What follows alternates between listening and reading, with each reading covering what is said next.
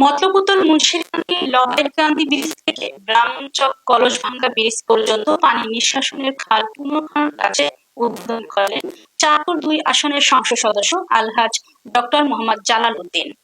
বিস্তারিত থাকছে মোহাম্মদ তুহিন ফয়েজের প্রতিবেদনে। দুর্গাপুর ইউনিয়নের লবাইকান্দি ব্রিজ এলাকায় এই উপলক্ষে এক পথসভা অনুষ্ঠিত হয়।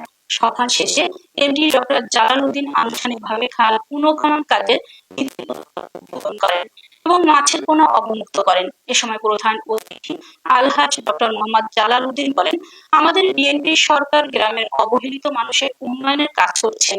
আরো বক্তব্য রাখেন মতলব উত্তর উপজেলা নির্বাহী কর্মকর্তা মাহমুদা কুলসুম মনি, চাঁদপুর জেলা বিএনপির সদস্য আলমগীর সরকার।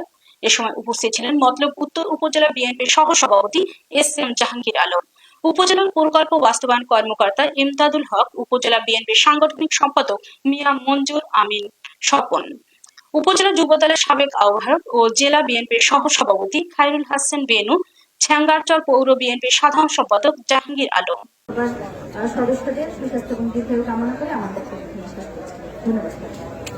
আমাদের দল এবং দলের নেতা এবং আমাদের মাননীয় সংসদ সদস্য সহ যারা আছেন ওনারা যা বলেন তার করতে চেষ্টা করেন।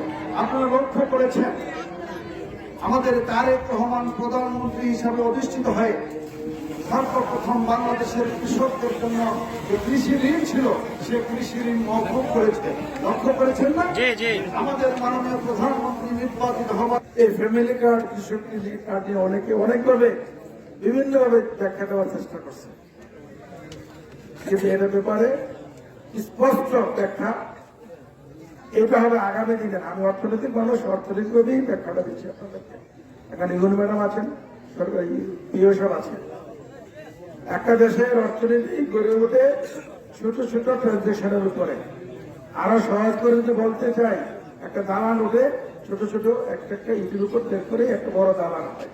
ঠিক তদ্রুপ একটা দেশের ইকোনমি দাঁড়িয়ে থাকে বা বড় ইকোনমি সৃষ্টি হয় ছোট ছোট ট্রানজেকশনের উপর ভিত্তি করে।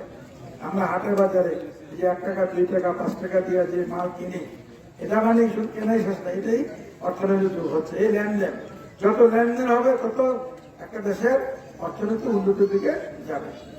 বলতে চাই সাংবাদিক ভাই, আপনাদের সকালে আমি একটু মনোযোগ শুনে আসছি। আমি গতকাল পত্র পত্রিকায় দেখেছি যে 25 টন চাল, এতিমদের 25 টন চাল আত্মসাৎ করা হয়েছে। অনেকে আমাকে কটাক্ষ করে লিখছেন ফেসবুকে। আপনারা আছেন এখানে? আমার জীবনে এমন রেকর্ড